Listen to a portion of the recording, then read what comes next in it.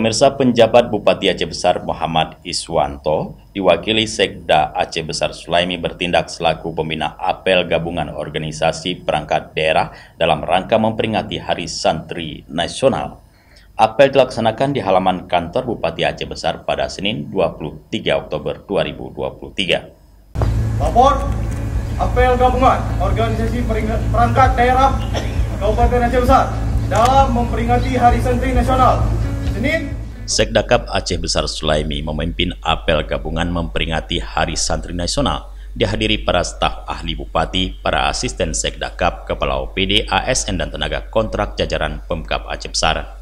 Menteri Agama Republik Indonesia Yakut Khalil Qomas dalam sambutan tertulisnya yang dibacakan oleh Sekdakap Aceh Besar mengatakan, melalui peringatan Hari Santri Nasional tahun 2023, semua pihak diajak merenungkan bagaimana peran para santri sebagai pilar keagamaan dan keilmuan dapat menjadi motor penggerak kemajuan bangsa.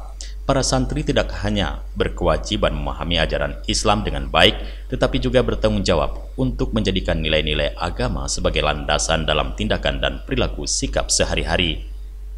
Peringatan Hari Santri Nasional tahun 2023 mengangkat tema Jihad Santri Jayakan Negeri ini bermakna jihad dalam Islam bukanlah sebatas pertempuran fisik, melainkan perjuangan secara keseluruhan yang mencakup perjuangan untuk menguatkan iman, memperdalam ilmu, serta memperbaiki diri.